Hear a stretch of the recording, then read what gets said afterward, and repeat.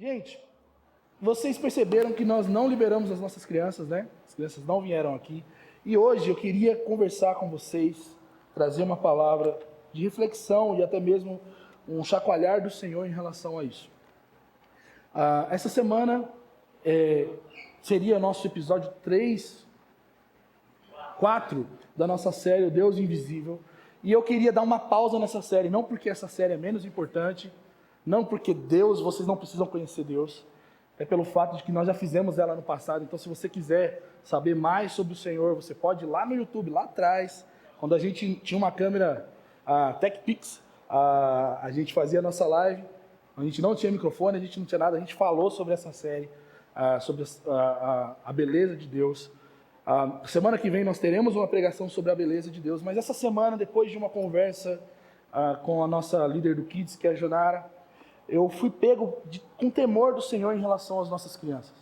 E eu queria falar sobre o Deus de gerações conosco nessa manhã. Então eu queria que você abrisse sua Bíblia no Salmo 78. Nós vamos ler do versículo 1 até o versículo 8. E eu queria que nós refletíssemos em como nós podemos agir em preparar a próxima geração da nossa comunidade local. Eu vou contar para vocês um pouco a minha história, para que vocês entendam um pouco da importância do que é nós olharmos para as crianças da nossa comunidade com um olhar mais amoroso e intencional e missional.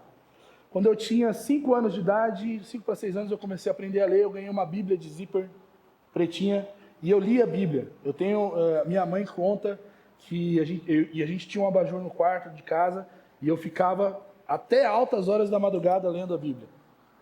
E graças a Deus aconteceu isso, não porque eu sou o mais bonitão, o excepcional, mas graças a Deus porque nós viemos de uma família que sempre incentivou isso e também uma comunidade de fé que era intencional em dar espaço para crianças.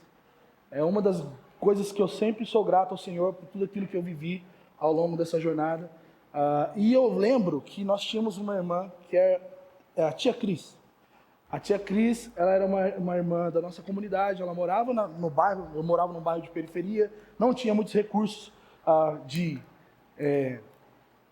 desenhos, questões gráficas, fantoches, nada. Ela tinha uma Bíblia de zíper igual a minha, ela abria a Bíblia e lia pra gente a história e falava, quem pecar vai morrer, né?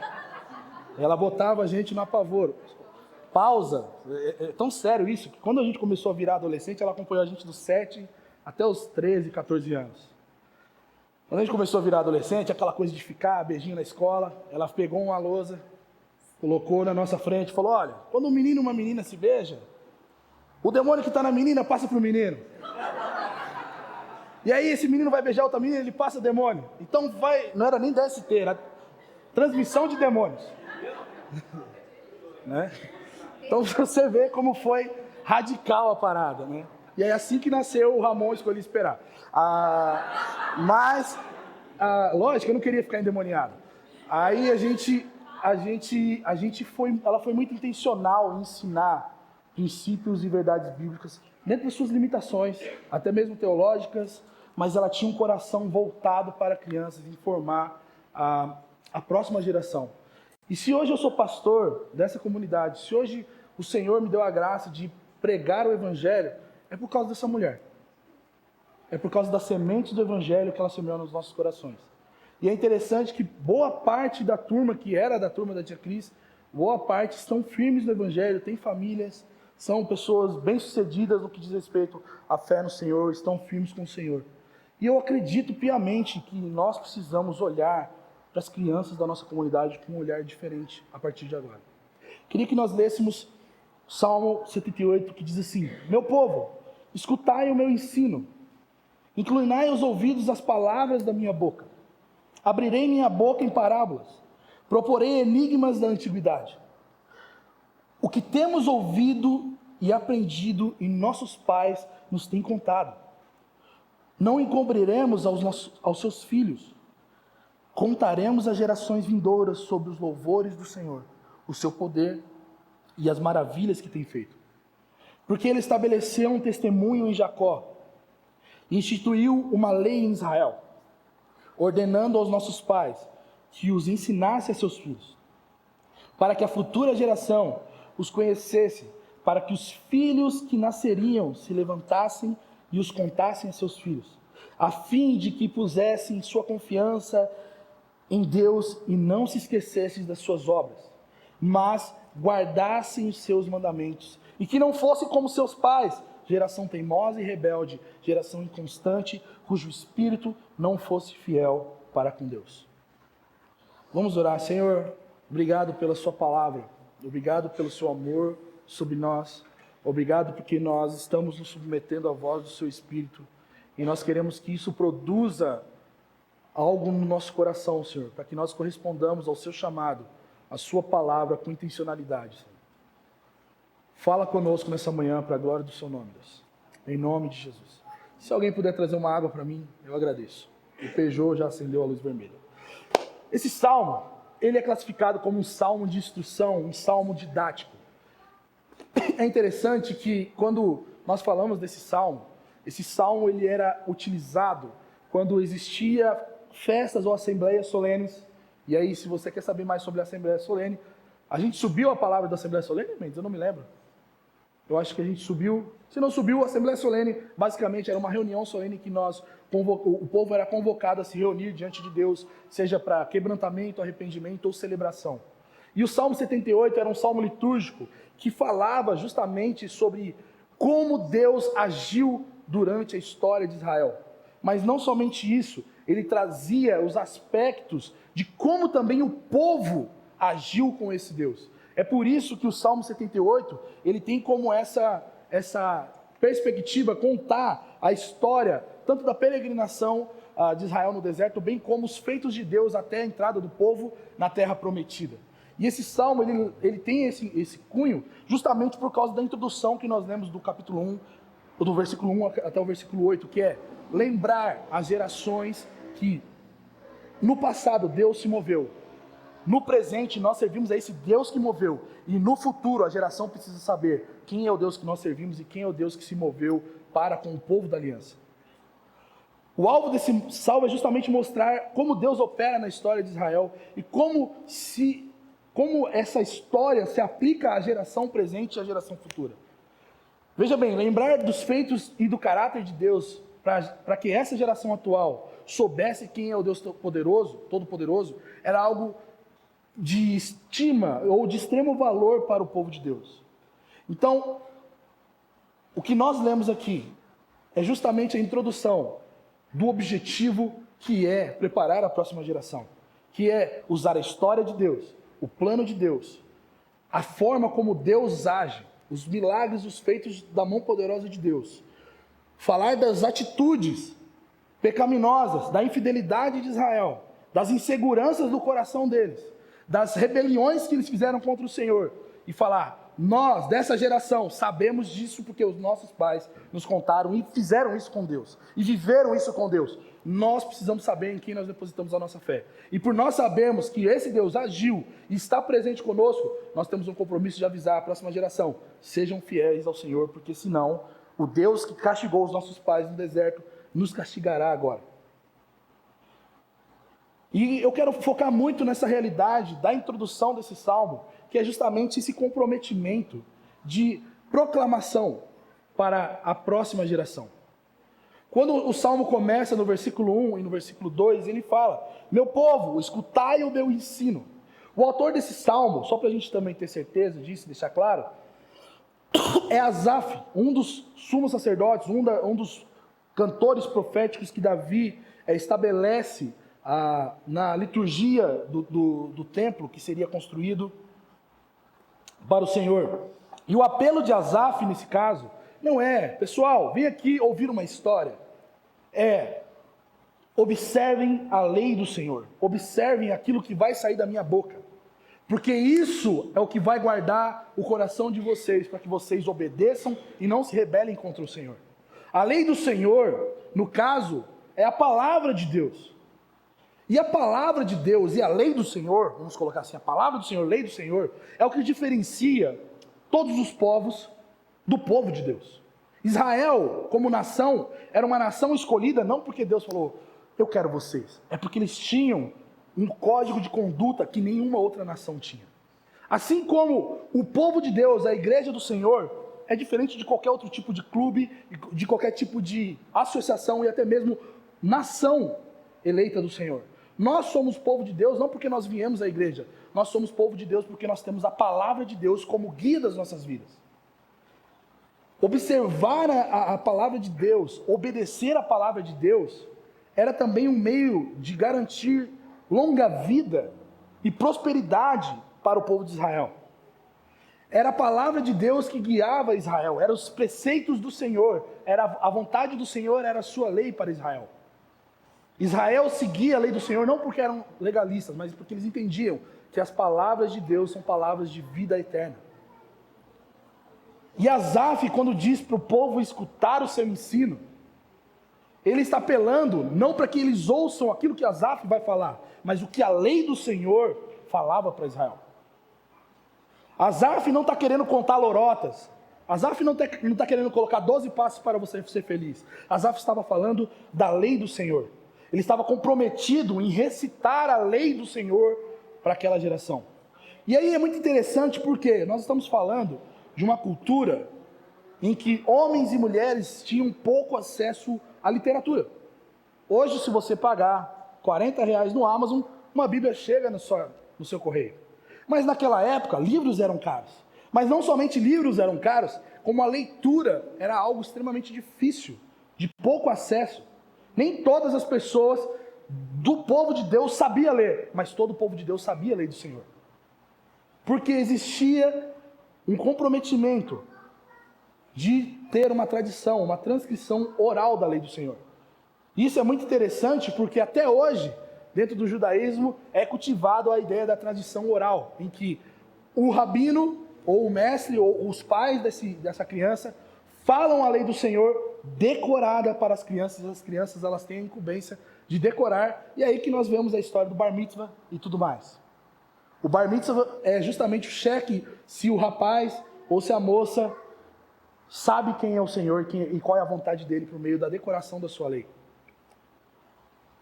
Então, Asaf aqui, ele estava falando, pessoal, vem aqui, vamos conversar. Mas não vamos conversar qualquer coisa, eu vou falar a lei do Senhor para vocês ouvirem. Cada palavra que o salmista falava era carregado de autoridade de Yahvé, o Deus Todo-Poderoso. Cada palavra que o salmista proferia para aquela geração e cada palavra que a geração futura ouvisse em relação a Deus era a palavra do Senhor, comandando Israel para que vivesse segundo a sua vontade. Isso parece também, meus irmãos, um apelo muito similar ao apelo que Paulo faz em 1 Tessalonicenses, capítulo 2, se não me engano. Eu coloquei o versículo aqui e não coloquei a referência. Parabéns. 1 Tessalonicenses,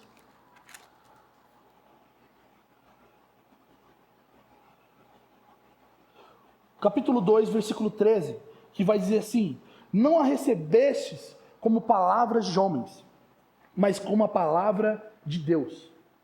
Aqui Paulo está falando para a gente que tudo aquilo que ele ensinou aos Tessalonicenses não era uma mera informação sobre Deus, não eram pensamentos e insights de Paulo para aquela comunidade de fé, mas eram palavras de Deus. E é a postura daquelas pessoas naquele lugar que Paulo estava falando, e a postura também das gerações que Asaf estava falando, não estava ali para apreciar, degustar um bom sermão, uma boa palavra do pastor, ou uma boa palavra do rabino, do sumo sacerdote. Eles estavam ouvindo como se ouvissem a voz do Senhor. E aqui é uma pausa para nós. Quando nós vamos à igreja, muitas vezes nós queremos analisar a oratória do pastor. Não tem problema se você acha que eu sou um cara que não tem muita didática ou técnica. A gente erra mesmo, né? Mas a gente vai para a igreja, muitas vezes a gente procura saber, nossa, será que ele segue a linha de pregação expositiva, pregação temática? Nós queremos classificar aquela pregação de acordo com a nossa conduta e esquecemos do principal, de que quando nós estamos diante do momento da palavra, nós não estamos ali para degustar como se fosse um bom vinho, nós estamos ali para ouvir as palavras do Senhor, e quando nós ouvimos, nós precisamos de reverência e temor, porque é a voz de Deus falando com a igreja. E Paulo está falando justamente sobre isso. E o salmista também está falando sobre isso. Eu não estou falando qualquer coisa. O meu ensino não é um ensino pessoal, é um ensino da lei do Senhor. Por isso, o povo de Deus deve ter uma postura não de ouvir palavras de homens, ou que sermão legal, como ele fala bem, como ele fala a palavra de Deus para nós, e como isso deve mudar os nossos corações. Porque o apelo do salmista é justamente esse. Eu vou falar, vocês precisam ouvir. Inclinem os seus ouvidos às palavras que vão sair da minha boca, porque as palavras que vão sair da minha boca não são qualquer palavra. E aqui é muito interessante porque o versículo 2 vai dizer que abrirei minha boca em parábolas e proporei enigmas da antiguidade. Esse mesmo versículo se repete no capítulo 13 de Mateus, quando Jesus ele está ensinando por parábolas. A parábola do joio e do trigo, a palavra da semente, a palavra do semeador. Nesse contexto que aparece essa reprodução desse salmo, justamente apontando que Deus, ele quer se fazer conhecido por meio da sua palavra. Então veja bem, nós precisamos entender que quando nós vamos a um culto público, ou quando nós estamos proferindo algo, nós não estamos proferindo mera teologia ou mera sabedoria humana, mas palavra de Deus. E nós, quando nós estamos diante da palavra de Deus, precisamos estar com os nossos ouvidos inclinados. Mas não somente isso. O salmista vai falar justamente sobre a tradição do ensino.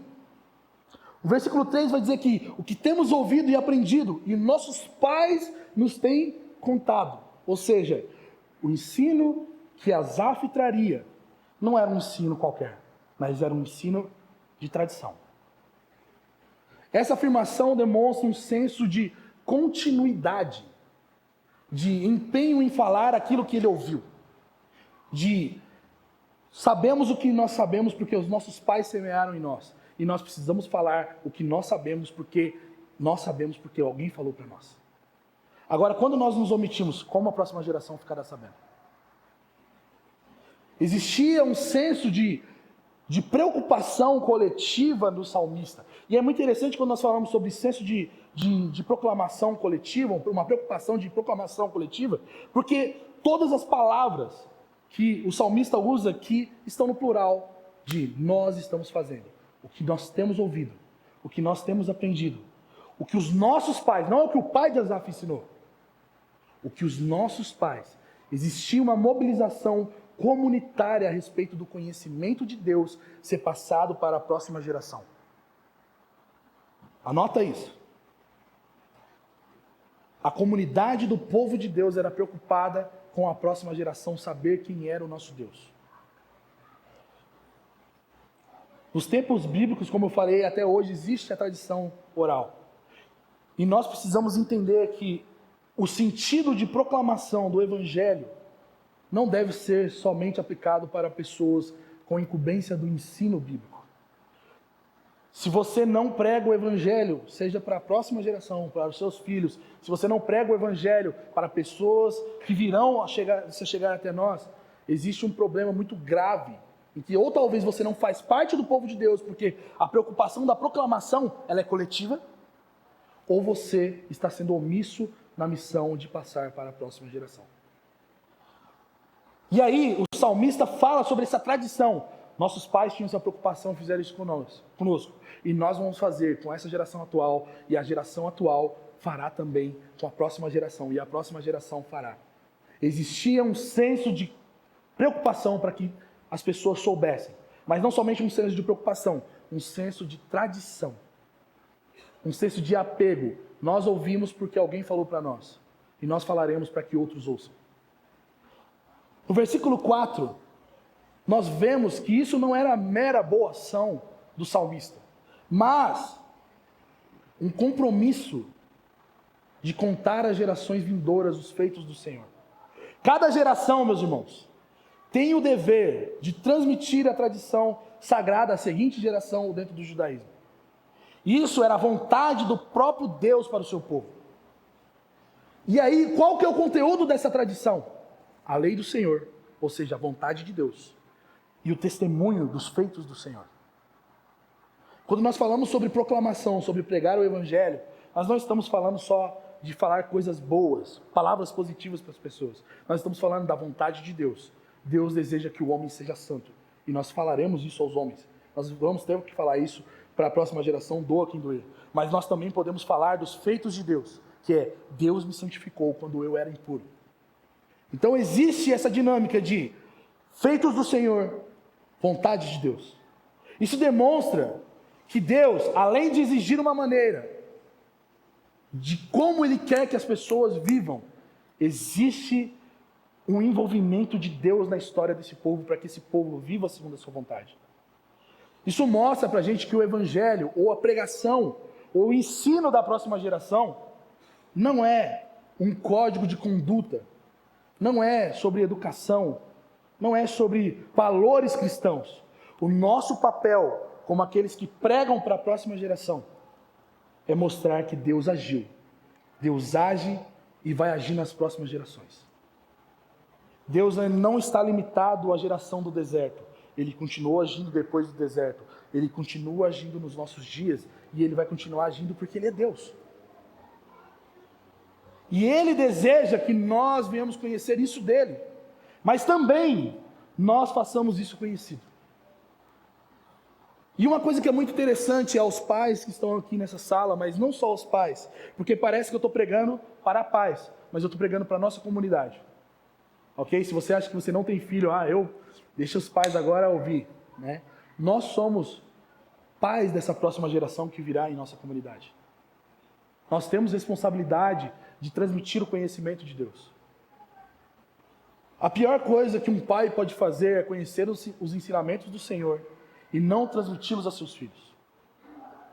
É eu, como pai, saber de tudo que eu sei do Senhor e não fazer com que isso seja semeado no coração dos meus filhos. Isso é o erro de muitos pastores. Se você fizer uma estatística de filhos de pastores, você vai ver que a grande maioria dos filhos de pastores hoje não estão envolvidos no ministério, porque os pais pregavam na igreja. Eles faziam as pessoas chorar no púlpito, mas não pregavam o evangelho para os seus filhos. Isso é uma omissão para a próxima geração. São poucas as igrejas, até mesmo no Brasil, mas são poucas as igrejas no mundo que você vê a terceira ou quarta geração de pastores. Eu não estou falando de sucessão apostólica episcopal. Estou falando de você pregar o evangelho para o seu filho e o seu filho estar pronto para assumir o seu lugar na próxima geração, quando a hora chegar. Não estou falando que o Benjamin será o próximo pastor da Imagodei, mas se Deus quiser, eu estou fazendo o meu trabalho para isso. E nós precisamos estar empenhados na próxima geração de cristãos que serão da nossa comunidade. Sabe por que na Europa muitas igrejas estão fechando? Porque eles conseguiram fazer uma boa teologia, uma sólida teologia, mas não transmitiu à próxima geração. E hoje, as igrejas estão virando pub. Hoje, existe um esfriamento, porque nós conseguimos ter bons teólogos na época medieval. Nós não temos um bom teólogo hoje na nossa era, porque eles falharam na geração futura. E aqui, o salmista está falando justamente sobre isso. Não encobrir os preceitos do Senhor da próxima geração. Nós vamos contar às gerações vindouras sobre os louvores do Senhor. Mas no versículo 5, ele vai nos lembrar que o Senhor estabeleceu um testemunho em Jacó e instituiu uma lei em Israel, ordenando aos nossos pais que contassem e ensinassem os seus filhos. Ou seja, ensinar a próxima geração não é ação de caridade, não é uma igreja inclusiva, é um mandamento para a igreja do Senhor preparar a próxima geração, porque Deus deseja que as gerações conheçam e que Ele seja Deus de gerações. O versículo 5 nos chama a obediência de proclamação, meus amigos. Deus é um Deus comprometido com gerações futuras. Porque se Deus não fosse comprometido com gerações futuras, Ele pararia em Abraão. Mas Ele é o Deus de Abraão, de Isaac e de Jacó. Deus é o Deus de Moisés. Ele poderia parar ali. Moisés, eu te dei o tablet aí, fica de boa, vive você. Moisés estava incumbido de contar as próximas gerações, preparar a próxima geração, preparar o próximo líder, que foi Josué. Josué foi um cara que se omitiu nisso. E por isso Israel caiu em declínio espiritual. Existe um desejo de Deus que Ele seja conhecido nas gerações que virão, meus irmãos. Porque nem sempre as gerações que virão provarão das mesmas manifestações de Deus. Veja bem, o povo que saiu do Egito viu o mar vermelho se abrir. Mas o povo da época de Davi talvez nunca viu isso. O povo que saiu do Egito viu o pão cair do céu. Mas o povo da época de Asaf tinha colheita, trigo e mão de obra para fazer o seu próprio pão. Mas o Deus que sustentou Israel no deserto era o mesmo Deus que estava sustentando o povo na época de Asaf. Isso quer dizer que o tempo, e olha bem, a forma como Deus agiu na época em que a dona Rô era jovem, com milagres, sinais e maravilhas, talvez não se repita nessa geração, na nossa comunidade. E não é porque Deus é um Deus mais fraco agora. Mas nós sabemos que Deus agiu na época da dona Rô. Nós sabemos que o Deus que agiu nela está agindo agora. E vai agir na geração dos nossos filhos. E isso mostra que mesmo que Deus não haja, o Deus que a Rô confessava na sua juventude é o Deus que nós confessamos na nossa juventude. E é o Deus que os nossos filhos precisam confessar em sua juventude. É o Deus em que ela obedeceu, nós obedecemos e eles deverão obedecer, porque é o mesmo Deus. Quando nós falamos sobre educação dos filhos, nós muitas vezes priorizamos o estudo, o esporte, nós priorizamos os bons modos aos nossos filhos, nós procuramos ensiná-los inglês, mandarim, preparamos ele para o mercado de trabalho, mas nós estamos preparando eles para amar o Senhor. Eu sei que muita gente, às vezes, quando fala sobre ter filhos aqui, eles calculam, poxa, mas eu vou ter que pagar colégio, vou ter que pagar faculdade, vou ter que pagar seguro de vida. Mas a preocupação nossa como cristãos, isso é muito importante. Eu não estou falando que isso não é importante. A preocupação máxima de nós como cristãos deveria ser equipar e preparar os nossos filhos para o dia do Senhor. Se nós somos uma igreja que ferve pelos acontecimentos proféticos da vida do Senhor, nós devemos ensinar os nossos filhos a respeito de que o rei virá. Essa semana, eu estava conversando com o Benjamin quando a gente voltava da escola. Ele falou, pai, se o Dodô, que é meu pai, morrer e Jesus não voltar? Eu falei, a gente continua crendo em Jesus. E se você morrer, papai, o que vai acontecer? Eu falei, Jesus ainda continuará sendo Deus. Tá, mas e se eu for o único que estiver vivo e Jesus voltar? Então a gente vai ressuscitar, você vai saber que a gente vai se encontrar com Jesus nos ares e nós vamos viver para sempre, mesmo que você não morra. Então quer dizer que quem morre e confia em Jesus ressuscita? Eu falei, sim. É isso que as Escrituras dizem.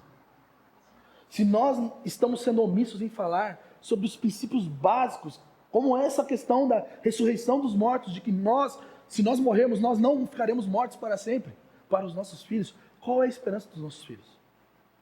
Será que nós temos a esperança de vida eterna, irmãos? E é por isso que nós não falamos? Porque nós talvez duvidamos de que nós vamos reinar com Cristo para sempre?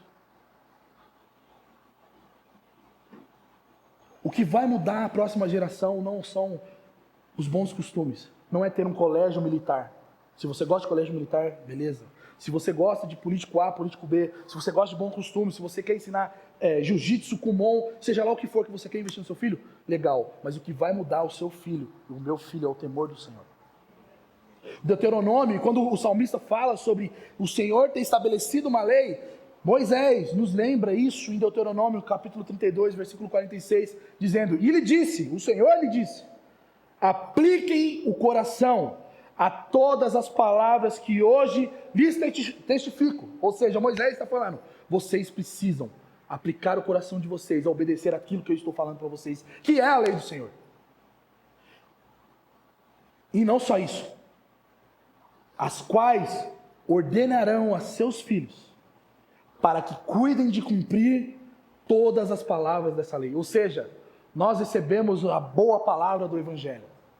Nós recebemos a graça de Deus. Nós sabemos o quanto Deus é bom. Nós sabemos que Deus nos salvou. Mas nós precisamos contar isso aos nossos filhos. A perpetuação do ensino sobre Deus é algo que a igreja precisa abraçar nesses dias. E existe um chamado de Deus para nós sermos radicais, para viver para Deus, ou seja, aquilo que nós aprendemos sobre o Evangelho nós temos que ser intencionais, aplicar os nossos corações para viver. Mas não só isso, há um chamado de Deus para que a gente ensine as próximas gerações a serem tão radicais quanto nós. Se nós talvez estamos negligenciando, é aquilo que eu disse, talvez nós não sejamos tão radicais assim. E se nós não somos tão radicais, como que nós vamos ensinar a amar a Deus e os nossos filhos vão começar a amar a Deus e não ver que nós amamos a Deus? Isso coloca a nossa autoridade em xeque, não é verdade? Tipo, como que eu vou falar para o meu filho, ame a Deus? Aí ele começa a amar a Deus e ele vê que eu não amo ele. A gente faz isso porque a gente tem medo de que nossos filhos apontem para nós e falem, você está em pecado, você precisa se arrepender.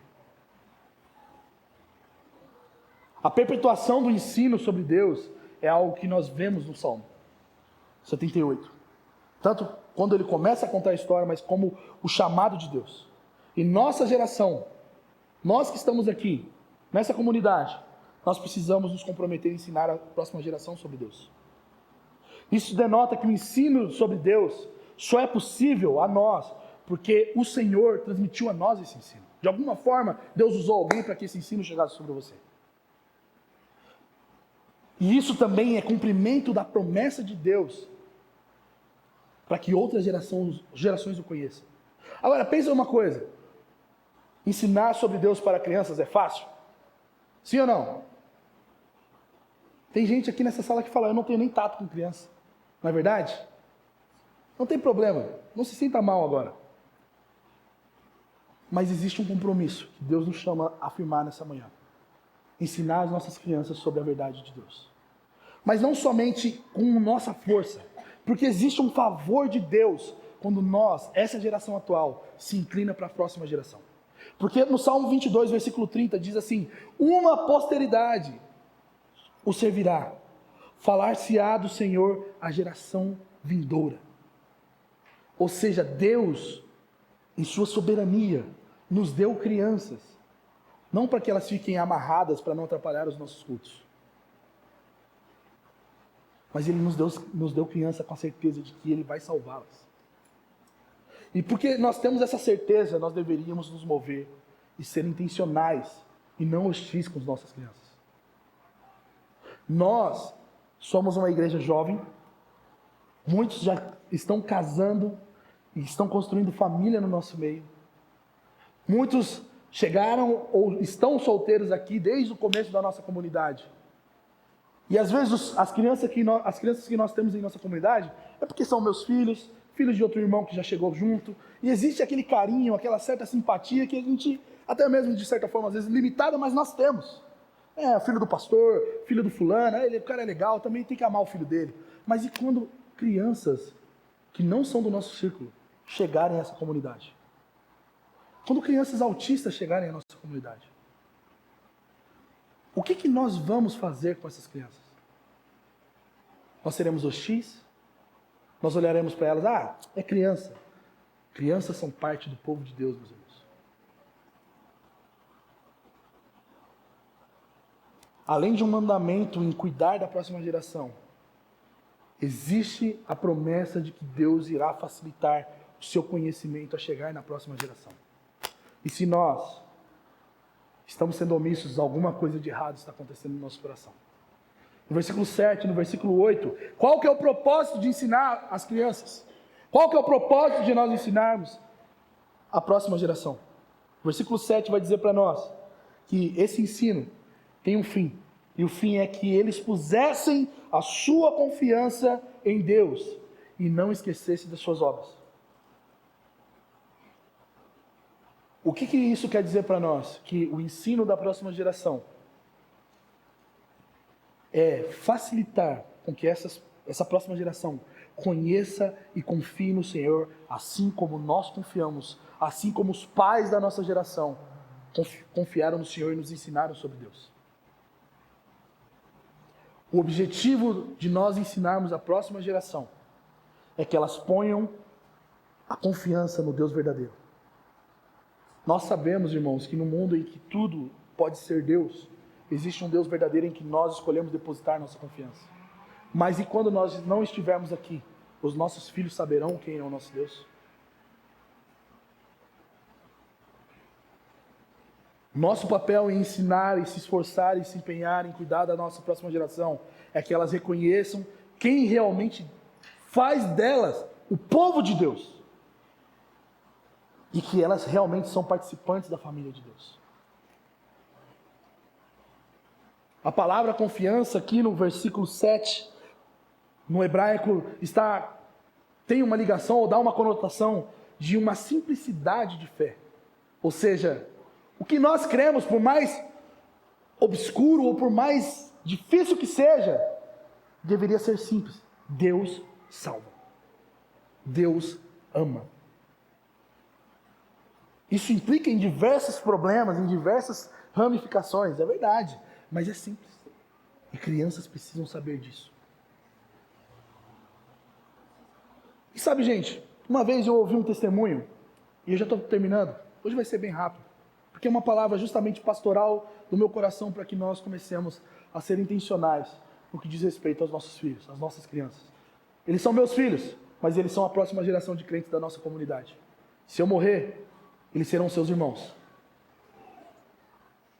Se eles forem abandonados, eles serão nossos irmãos.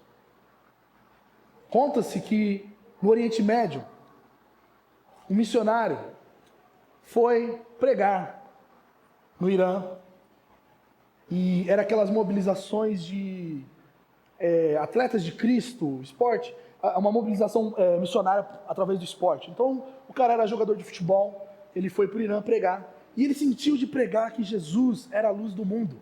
João capítulo 8, e expôs aquilo de maneira maravilhosa. E aí uma criança chegou no final para ele e falou: tio, você falou que Jesus é a luz do mundo, por que você demorou de chegar? Porque meu pai, quando estava morrendo nos meus braços, disse que ele estava vendo uma escuridão chegar perto dele.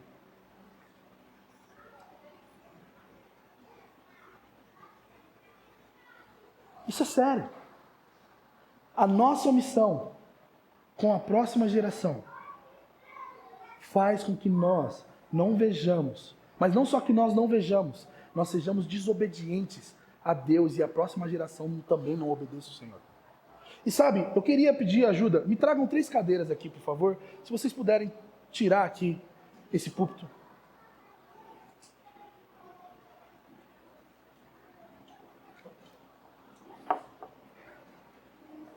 Três cadeiras. Hoje eu vou ser pastor americano. Pode deixar aqui no canto. Pastor americano gosta de fazer essas coisas, né? Eu vejo o Web mandando às vezes uns negócios pra mim lá, acho legal pra caramba. 3 cadeiras. Posso pedir uma coisa pra você? Pega uma cadeirinha de madeira, é até melhor. Pra ilustrar com perfeição. Uma só. Uma cadeira de madeira. Olhe para essa cadeira que eu estou aqui, irmãos. Coloque ela sentado agora. A pessoa que pregou o evangelho para você.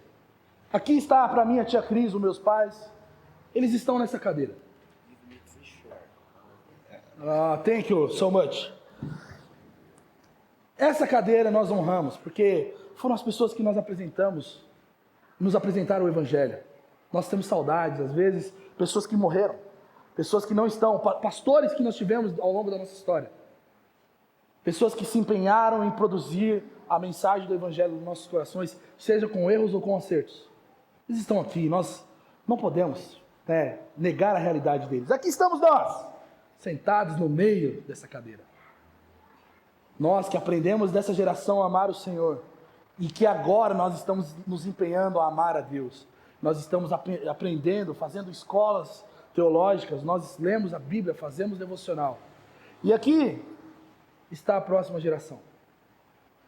Muitas vezes, sabe o que nós fazemos com essa próxima geração? Sai daqui. Aqui não é lugar de criança. Leva eles lá, para lá, porque é melhor. E a gente só fica com isso aqui. Isso não é a realidade para que Deus nos chamou. Isso não é a realidade para que Deus plantou a comunidade da Imagodei nessa cidade.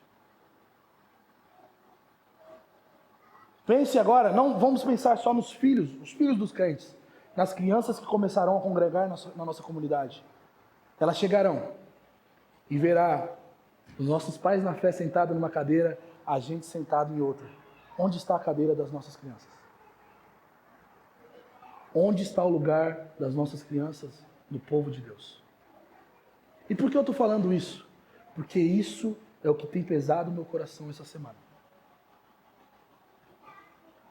Nós amamos a Deus, irmãos. Se nós amamos a Deus, nós amamos o seu povo. Que amar uns aos outros. E amar uns aos outros implica que nós amarmos até as crianças que o Senhor nos deu. Eu não tenho jeito com criança. Eu sou pai, gente. Eu tenho muita dificuldade com criança. Mas se o Senhor não inclinar o meu coração para a próxima geração, eu estou sendo falho. Se o Senhor não colocar um peso no nosso coração de temor, para que a Imagodei tenha líderes, pastores, presbíteros, crentes decentes na próxima geração, nós vamos ver o que nós vemos em muitas igrejas históricas, ou de elas minguarem, ou de ter um bando de crente que só vai à igreja como se fosse uma missa.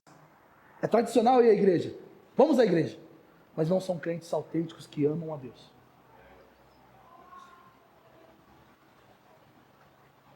E o meu apelo nessa manhã é: nós precisamos olhar para a próxima geração e sermos intencionais. Nós precisamos amar as crianças. Nós precisamos pregar o evangelho para crianças. Crianças têm lugar no povo de Deus. O lugar das crianças na Imagodei é aqui, no meio do povo de Deus. O lugar das crianças é ouvindo o evangelho. Não gosto de criança. Você não gosta do irmão que o Senhor te deu? Crianças atrapalham o culto. Você não está disposto a suportar o seu irmão assim como você suporta um jovem? Por que você não suportaria uma criança? Não tenho jeito com crianças. Realmente, às vezes alguns têm mais, outros têm menos. Mas nós precisamos amar a próxima geração. E não só amar, dar afeto, carinho, porque muita gente dá isso para os nossos filhos. É contar a eles os feitos de Deus. Nós estamos empenhados, como igreja, irmãos, a fazer com que nossas crianças amem o Senhor. A nossa estrutura predial não nos ajuda. E é por isso que nós estamos fazendo um apelo para o próximo prédio. Porque nós não temos como comportar crianças dentro da nossa comunidade mais. Do jeito que nós estamos reprimindo que elas amem a Deus, sendo crianças. Nós não queremos que elas se tornem adultos, se sentem no culto e fiquem como adultos. Nós queremos que elas amem a Deus sendo crianças. Porque eu tive o espaço e a abertura de amar a Deus sendo criança na minha infância. O Senhor me batizou com o seu Espírito quando eu era criança. Quando eu acreditava na segunda bênção. Mas Ele me encheu lá. Nós queremos ver as nossas crianças sendo cheias do Espírito de Deus. Eu quero ver meus filhos sendo proféticos, sendo intencionais em amar a Deus. Mas isso só é possível se nós olharmos para crianças como parte do povo de Deus e um compromisso de contar à próxima geração os feitos do Senhor. E o que nós podemos fazer diante disso? Qual que é o passo prático que nós podemos fazer isso, com essa palavra? Primeiro, nós precisamos olhar para Deus e pedir: Senhor, tem misericórdia do nosso coração, porque a nossa comunidade, infelizmente, não é uma comunidade amigável para crianças. Eu, como pastor, assumo isso. Nós nunca soubemos lidar com crianças dentro da nossa comunidade. Nós achamos que é melhor deixar todo mundo lá, não atrapalhar o culto, não atrapalhar a palavra, não tomar muito tempo, fazer atividades rápidas. As crianças não precisam fazer isso ou aquilo, é só para os pais prestarem atenção. Por mais que a gente não diga isso, por mais que a gente não verbalize isso, às vezes a gente faz isso, meus irmãos. A intenção que está em oculto no nosso coração é essa realidade. Mas o nosso desejo principal é que crianças amem a Deus. Que os nossos filhos amem o Senhor. Então, um passo prático do Senhor: tem misericórdia de nós. Nós falhamos, nós talvez estamos sendo omissos com a próxima geração. Mas agora, nós queremos nos posicionar e se empenhar para que a próxima geração conheça o Senhor. A segunda coisa que nós podemos fazer é investir tempo em relacionamento com crianças. Investir tempo em ensinar as crianças a próxima geração sobre o Senhor. O nosso Kids está precisando de voluntários. Talvez você não saiba lidar com contar histórias, como a Martinha tem a grande facilidade. Talvez você não saiba lidar com as dinâmicas de criança. Mas nós temos um processo em aberto para que pessoas se voluntariem para cuidar de ensinar o temor do Senhor para os nossos filhos. O departamento infantil da Imagodei não é um departamento, um curral para crianças ficarem lá que nem animais, enquanto nós estamos aqui como imagem de Deus. Eles são imagem de Deus. E pense, saiba como você pode fazer parte desse departamento. Existem frentes de ensino, agora com a nova mudança nós teremos louvor, nós teremos palavra, nós teremos que ter pessoas ajudando a cuidar das crianças, nós teremos treinamentos. Você pode fazer parte disso como comunidade. E a terceira coisa, talvez você não vai ter como fazer parte, chegou a hora de nós realmente investirmos recursos em nossas crianças. Investimos dinheiro para que isso aconteça, para que a próxima geração conheça o Senhor. Sabe, isso não é um segundo momento de oferta do nosso culto, mas é um apelo para que você se empenhe de alguma forma naquilo que Deus está fazendo. Há um ano atrás, na nossa conferência do ano passado, nós recebemos aqui o Daniel Alencar, e ele nos deu uma palavra, nos falando, o próximo prédio que vocês forem, procure um lugar, ou equipe esse lugar para crianças. E, gente, essa salinha, ela é muito pequena para os nossos filhos. E eu não sei porquê, mas eu acho que eu estou com um sentimento de que talvez, para o próximo prédio, ainda nós estamos tendo pouca fé e sendo injusto com aquilo que Deus pode fazer, nos enviando crianças, e talvez nós tenhamos pouco espaço lá também. Mas eu não quero ser ansioso. Eu quero apelar a você a estar conosco nessa empreitada, irmãos. A próxima geração, essa cadeira, ela vai estar no meio da Imagodei. Ela não vai ser tirada. Nós não podemos ser hostis em falar que o culto ou a igreja não é lugar para crianças. Muitos de nós aqui nos convertemos crianças, irmãos. O primeiro contato com a fé no Senhor foi por meio de EBFs, foi por meio de eventos para crianças. Por que nós estamos nos omitindo nesse sentido? Eu queria convidar você a ficar de pé nesse momento. Talvez você fale, não, mas eu não tenho filho, mas você tem uma incumbência. Porque a incumbência de contar à próxima geração, ela não é de uma pessoa, não é dos pais, é uma incumbência coletiva. O povo de Deus precisa ensinar a próxima geração sobre quem Deus é. Talvez no seu lugar, peça ajuda ao Senhor nesse sentido. Peça a favor do Senhor nesse sentido. Senhor, me dá olhos para crianças. Nos dá olhos para que nós venhamos amar os nossos pequeninos, a próxima geração do Senhor. Nos dá paciência, Deus. Muitas vezes nós não sabemos lidar, Senhor. Nós não entramos no mundo infantil, na cabeça deles, mas o Senhor é um Deus que quer se fazer conhecido para a próxima geração. Ajuda-nos, Deus, a termos paciência, a sermos intencionais. Ajuda-nos, Senhor. Eu queria que as crianças, nesse momento, viessem aqui, todas as crianças. Sei que está todo mundo agitado aí, não tem problema, mas venham aqui à frente. Pode tirar essa. A Bíblia diz que Jesus, quando começou a ser procurado pelas crianças, os discípulos falaram, não incomodem Jesus, e Jesus disse, deixe vir as minhas crianças, porque delas é o reino dos céus. Todas as crianças, pode ficar aí ajudar, senta aí. Todas as crianças.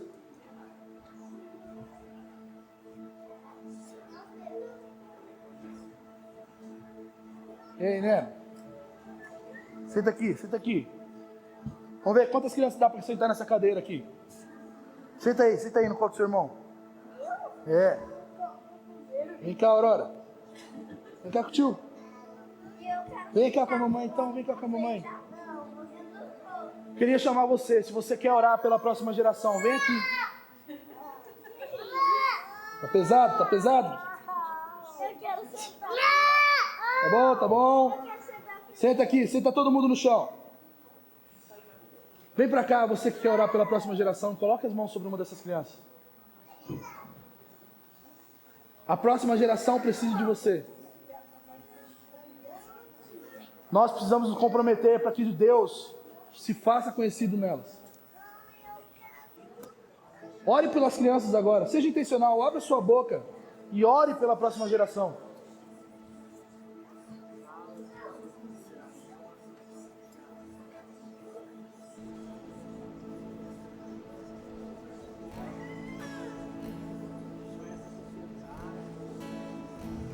Ajuda-nos, Senhor.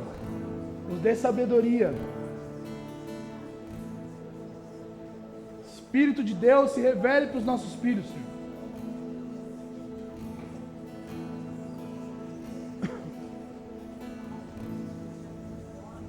Gera, Senhor, fruto do seu Espírito nas nossas crianças, Senhor.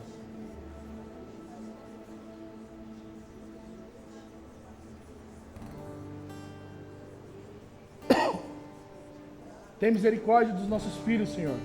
Nós estamos orando por eles, sabendo que o Senhor enviará mais crianças para nós, e nós queremos que eles te conheçam, Senhor. O Senhor é o Deus de gerações. O Senhor é o Deus dos meus pais. O Senhor é o meu Deus. O Senhor será o Deus dos nossos filhos, Senhor. O Senhor será o Deus das próximas gerações. Ajuda-nos, Senhor. Ajuda a Imagodei a se comprometer com a próxima geração de cristãos, Senhor. Nós sejamos férteis, Senhor, em gerar a próxima geração, e essa geração tenha olhos para te ver, coração para te amar, força para te servir, para a glória do seu nome, Deus. Ajuda-nos, Senhor. Seja o Deus dos nossos filhos, Senhor, para a glória do seu nome, Deus. Se revele a eles, Deus. Em nome de Jesus. Em nome de Jesus.